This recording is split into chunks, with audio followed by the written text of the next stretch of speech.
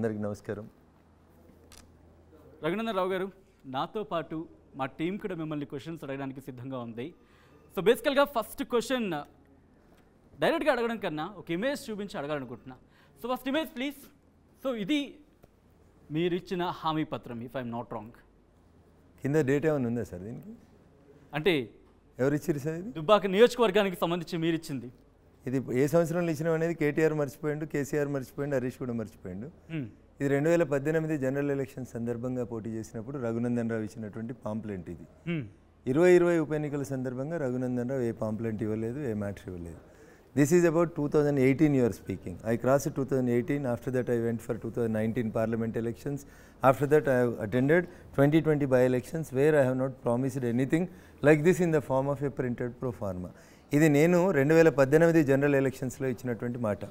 చంద్రశేఖరరావు అనేటువంటి మొన్నటిదాకా ముఖ్యమంత్రి ఉన్న ఆయన ఇట్లే ఒక జర్నలిస్ట్ మిత్రుడు ఒక ఇంటర్వ్యూలో అడిగితే చెప్తాడు, మీరు 2014 కంటే ముందు చెప్పారు కదా కేసీఆర్ గారు, తెలంగాణ రాష్ట్రం వచ్చిన తర్వాత తెలంగాణ రాష్ట్రానికి తొలి ముఖ్యమంత్రి దళితున్నే చేస్తా అన్నారు కదా, ఎందుకు చేయలేదు కేసీఆర్ గారు అని అడిగితే కేసీఆర్ చెప్పిన మాట మీకు గుర్తు చేస్తా ఉన్నా. నేను ఆన్ రికార్డులో ఉంది, కావాలంటే పంపిస్తాను. నేను 2014లో నేను దళితుని ముఖ్యమంత్రి చేస్తానన్నాను.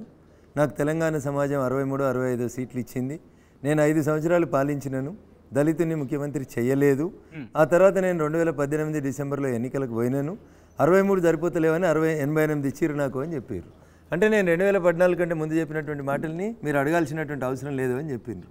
నేను అంత నిర్దాక్షిణ్యంగా మాట్లాడాను, జర్నలిస్ట్కి వెళ్ళి వచ్చినాను కాబట్టి. But this is not a pamphlet of 2020 by election. కానీ రఘునందన్ గారు, ఈ పాంప్లెట్ ఏదైతే ఉందో దీంట్లో అన్ని అంటే అమలయ్యేవేనా అసలు అనే మాటకు సంబంధించి ఇప్పుడు ఎందుకు అడుగు? రఘునందన్ రావు 2018లో భారతీయ జనతా పార్టీ అభ్యర్థిగా పోటీ చేసినప్పుడు మా పార్టీ రాష్ట్రంలో అధికారంలోకి వస్తుందనే విశ్వాసంతో ఆ పాంప్లెట్ ప్రజల ముందు ఉంచినాను. ప్రజలు మాకు మ్యాండేట్ ఇవ్వలేదు, నేను అధికారంలోకి రాలేదు. మా పార్టీ అధికారంలోకి వచ్చిన తర్వాత ఇవన్నీ యాజ్ ఇట్ ఈస్గా అమలు చేస్తాడు రఘునందన్ రావు. అప్పుడు ఎమ్మెల్యేగా ఉన్నా చేస్తాడు, ఎంపీ ఉన్నా చేస్తాడు. సో పార్లమెంట్ ఎన్నికల సందర్భంలో ఒక్కసారి నేను ఈ చదివి వినిపించే ప్రయత్నం నేనే చదువుతా. మీరు ఎందుకు కష్టపడతారు? ప్రతి నిరుద్యోగికి నెలకు 3,000 చొప్పున నిరుద్యోగ వృత్తి. ఇది కేసీఆర్ మెడల్ వంచి ఇప్పియాల్సినటువంటి నిరుద్యోగ వృత్తి. ఎందుకంటే చంద్రశేఖరరావు గారి మేనిఫెస్టోలో మా బైబిల్, మా భగవద్గీత, మా ఖురాన్ అని చెప్పిన దాంట్లో 2018 నవంబర్లో జరిగినటువంటి ఎన్నికల మేనిఫెస్టోలో వాళ్ళు చెప్పిండ్రు, ప్రభుత్వంగా గెలిచినోడు ఇయ్యలేదు, ఇండివిజువల్గా గెలిచిన నన్ను అడిగితే ఎట్లుంటుంది సచిన్ గారు? కట్ నేను అడుగుతుంది ఇక్కడ రఘునందన్ గారు, పాజిబుల్ అనే ఇచ్చాం. చంద్రశేఖరరావు గారు 3,016 ఇస్తా అంటే రాహుల్ గాంధీతో 4,000 నిరుద్యోగ వృత్తి ఇప్పిస్తాను మన రేవంత్ రెడ్డి గారు చెప్పలేదు. ఏంది ఏర్పడిన ప్రభుత్వాల గురించి మాట్లాడకుండా ఇండివిజువల్స్ గురించి ఎట్లా మాట్లాడగలుగుతారు మీరు? If KCR would have implemented 3,116 rupees from 1st January 2019, then you have a right that Raghunandan you have failed to implement your manifesto. You can do it. నువ్వు నాదికి ఒకేళ్ళు చూపిస్తున్నావు సచిన్, 4 ఏళ్ళు నిన్ను చూపిస్తున్నాడు, ఎందుకు మర్చిపోతున్నావు? 88 మంది ఎమ్మెల్యేలు ఇచ్చారు, ఇప్పుడు పార్లమెంట్ బరిలో ఉన్నారు. అప్పుడు కేవలం దుబ్బాకకు సంబంధించిన నియోజకవర్గానికి మీరు కంటెస్టెంట్, కానీ ఇప్పుడు పార్లమెంట్కి సంబంధించి ఉన్నారు కాబట్టి వీటికి ఏమైనా యాడ్ చేస్తున్నారా, లేకపోతే వీటిలో ఏమైనా రెడ్యూస్ చేస్తున్నారా? మీరు కనుక అక్కడ మళ్ళీ ఇది 2018లో నేను ఇస్తే ప్రజలు ఈ మేనిఫెస్టోని విశ్వసించలేదు, రఘునందన్ రావుని విశ్వసించలేదు. రఘునందన్ రావు 2018లో ఈ మేనిఫెస్టో ఇచ్చి ఎమ్మెల్యేగా గెలవలేదు. కాబట్టి ఇప్పుడు రఘునందన్ రావు దాన్ని 2020లో ఇవ్వలేదు ప్రజలకి. 2020లో ఇవ్వని మేనిఫెస్టోని తీసుకొచ్చి 2024లో ఇవ్వమని మీరు ఎట్లా అడుగుతారు?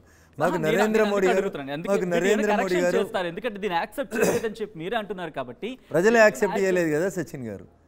ప్రజాస్వామ్యంలో అల్టిమేట్ గా దీన్ని ప్రజలు విశ్వసించుంటే నాకు ఓటేసేటోళ్ళు. నేను 2018లో ఎమ్మెల్యే అయ్యేవాడిని. ప్రజలు దాన్ని విశ్వసించలేదు, నాకు ఓటేయలేదు, దాన్ని తిరస్కరించిండ్రు. దానికంటే చంద్రశేఖరరావు గారి మేనిఫెస్టో బాగుంది అనుకున్నారు. దుబ్బాక బీఆర్ఎస్ ఎమ్మెల్యేగా అప్పుడు సోలిపేట రామలింగారెడ్డి గారిని గెలిపించారు. సో వాళ్ళ మేనిఫెస్టోని అమలు చేయమని అడుగుండ్రి. రైట్. సో దుబ్బాక ప్రజలకు సంబంధించి మీరు కొన్ని హామీలు ఇవ్వడం జరిగింది, వాటికి సంబంధించి ఆ కార్యాచరణ ఆ విషయం పక్కన పెడితే ఇప్పుడు మీరు మెదక్ పార్లమెంట్కి ఉన్నారు. మెదక్ ప్రజలకి మీరు ఇచ్చే హామీ ఏంటి?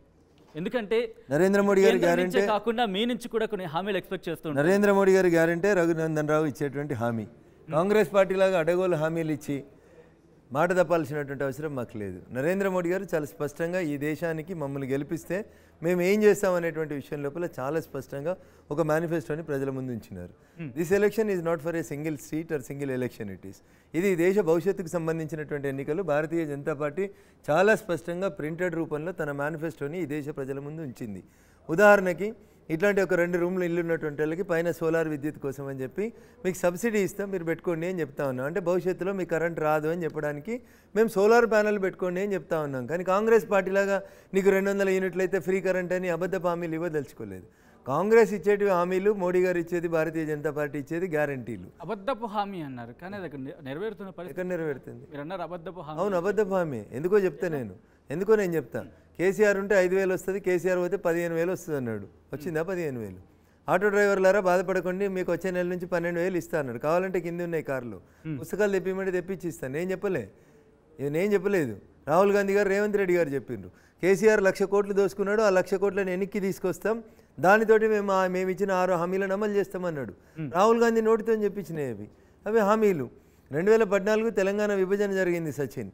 ఆంధ్రప్రదేశ్ పునర్వ్యవస్థీకరణ చట్టం 2014 అని పార్లమెంట్లో ఒక బిల్లు పెట్టింది కాంగ్రెస్ పార్టీ తెలంగాణ ప్రజల కోసం అని చెప్పి. దాంట్లో కూడా హామీలే రాసిరాళ్ళు. చట్టం చేసేటప్పుడు కూడా హామీలు రాసేది కాంగ్రెస్ పార్టీ. పోలవరంకి జాతీయ హోదా ఇచ్చినటువంటి కాంగ్రెస్ పార్టీ తెలంగాణలో కాళేశ్వరానికి రాయలేదు మరి, లేదా అప్పుడున్న ప్రాణహిత చేవెళ్ళకి రాయలేదు. ఇప్పుడు వచ్చి మేము హామీలు ఇస్తాం, మమ్మల్ని నమ్మండి అంటే ఎట్లా కుదురుతుంది? వాళ్ళు ఇచ్చేటివి హామీలు, మేము ఇచ్చేటివి గ్యారంటీలు. మోడీ గ్యారంటీ అంటే అది ఖచ్చితంగా నెరవేరే గ్యారంటీ అని ప్రజలు నమ్ముతా ఉన్నారు. మీకు ఉచితాల పేరిట 200 యూనిట్లు ఫ్రీ కావాలన్నా, లేదా మీరు ఉన్నంతకాలం, మీ ఇల్లు ఉన్నంతకాలం పైన పెట్టినటువంటి సోలార్ టాప్ తోటి నీకు వచ్చే ఫ్రీ 200 యూనిట్లు దాటినా నీకు వచ్చేటువంటి కరెంట్ కావాలని అర్థం చేసుకోండి. మీరేమంటున్నారు? పిల్లలకి చేపలు పట్టి ఒలిసి ముళ్ళన్నీ పక్కకు పెట్టి తినుబిడ్డ అని మీరు చెప్తున్నారు. మేమేం చెప్తా ఉన్నాం? నేను ఉన్నా లేకున్నా చేపలు పట్టడం నేర్పిస్తే రేపు నా కొడుకో కూతురో తన కాళ్ళ మీద తను నిలబడి బతుకుతుందని మేము చెప్తా ఉన్నాం. This is the difference between Congress and Bhajapa. Right.